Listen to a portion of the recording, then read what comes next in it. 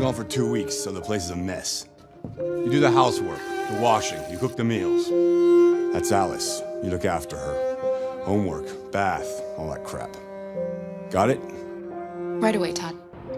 Hi, my name is David Cage. I'm the writer and director of Detroit Become Human.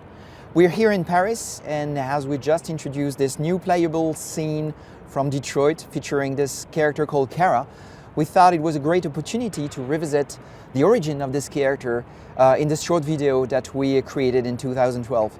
Let's have a look. So it's been years since I haven't watched this again. I tend not to go back to my previous work. When it's done, but it's always a great pleasure to watch it again. Initially, this piece was just a tech demo. I mean, it's never been something we intended to become a game. It was a tech demo that I wrote very quickly because we wanted to see what kind of emotions would come across in our brand new real-time 3D engine that was running in real time on PlayStation 3. So I wrote very quickly the script. Was not sure what I was doing exactly, just wanted to go through many different emotions in 4 or 5 minutes. So we started by casting this young actress called Valerie Curry, and I probably met dozens of actresses in LA, but when Valerie came in the room for the first time, I thought this woman has something special. I just hope that she's also a great actress.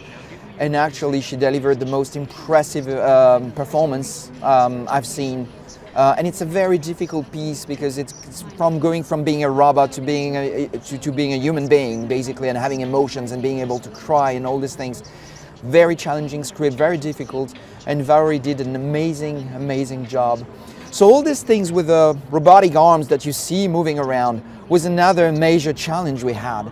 My God, it was really something difficult, because actually we wanted the actress to be aware of the presence of these robotic arms, and so know where they were and be able to look at them and maybe push them back at some point, as we will see.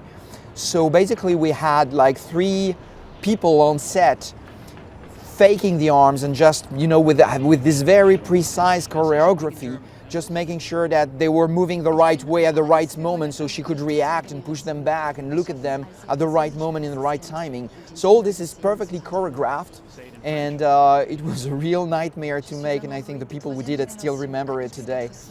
So one of the challenges we had was to play with this character, make her look human, but at the same time look like an android. And one of the first questions that we had was, how are we going to make her believable, human, so people care for her and not just say, oh, it's a robot, I don't care, I don't share emotions, I don't feel any empathy.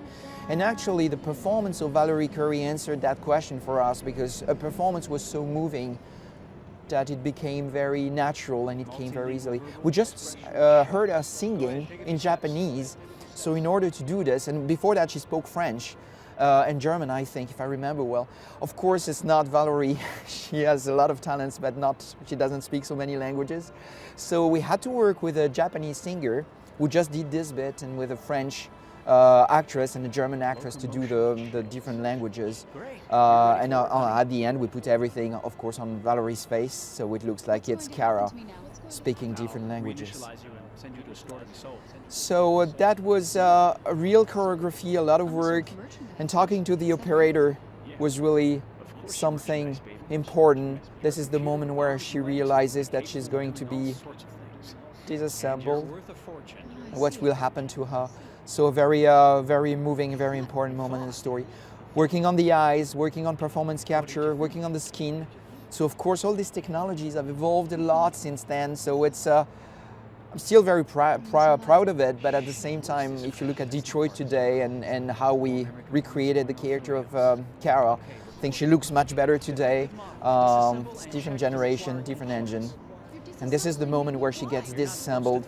So still this choreography with all the robotic arms, and she had to be lifted up. And this is when she pushes all the robotic arms. All this happened for real on the set. So when we worked on the design of this android, we wanted to avoid having something that would be purely robotic, because we felt it would feel weird to have someone made of iron and just, electric wires. So we wanted to create a structure, an anatomy that would pretty much look like a human being.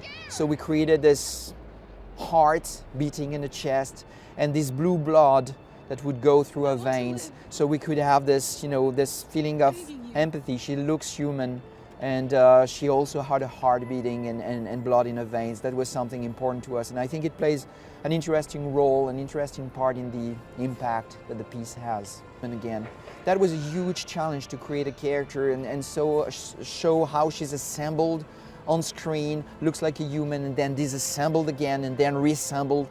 It was a challenge on a technical point of view with a real-time 3D engine, but it was also a challenge in matter of directing, because we wanted to find the right pacing. We didn't want the player, the user, to see it, to find it boring. And it's all in the performance of the actress that it came to life. That's the moment where the operator changes his mind and decides to let her go. Playing with lens flares here on PlayStation 3. Last moment of fear. And she realizes that now she's free. And we wonder where she goes, and actually she goes in a box, and we realize that there are many models like her, but we also understand that she's very unique and very different. And of course, when she leaves the factory like this, we really wondered what will happen to her from this point. Where does she go? Where is this factory? Where is it in the world? What will happen to her? And this is the story that we try to tell in Detroit Become Human. Well, it was great watching this again after all these years, but Kara's journey now continue, and it's in Detroit Become Human on PlayStation 4. My name is Kara. I am one of them. This is our story.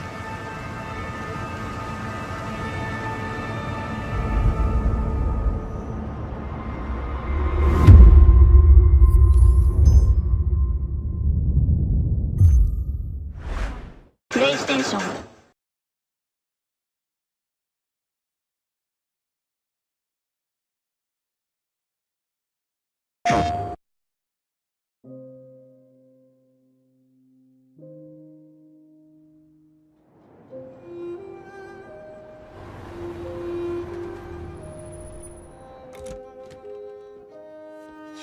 You've been gone for 2 weeks, so the place is a mess. You do the housework, the washing, you cook the meals. That's Alice. You look after her. Homework, bath, all that crap. Got it? Right away, Todd.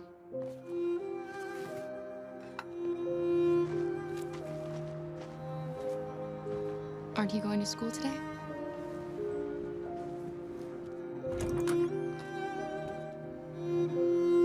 I'm sure we used to be friends before I was reset.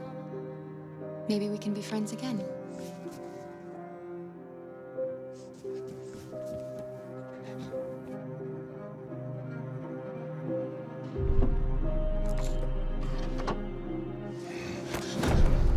You shouldn't mess around with my stuff. It makes me nervous. I'm sorry, Todd. What are you looking at? Maybe you think this is easy. Maybe you think it's my fault your fucking mother took off. Fucking whore walked out on me for a fucking account. Come back here? You stay there. Don't you dare fucking move. Alice! Daddy's very mad! It's all over now. Daddy isn't angry anymore. You know Daddy loves you.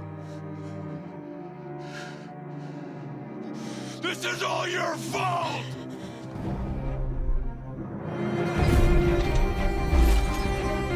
He's coming. He's gonna hurt me. Run! Get away, or he's gonna break you like last time.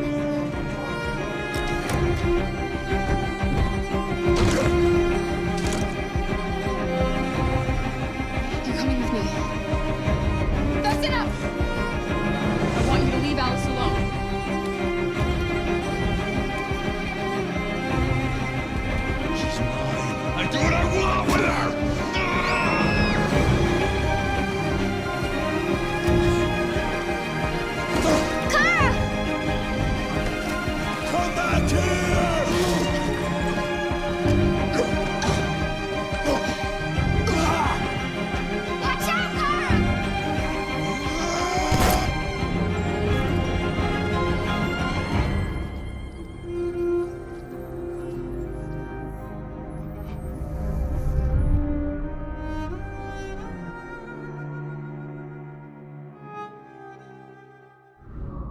プレイステーション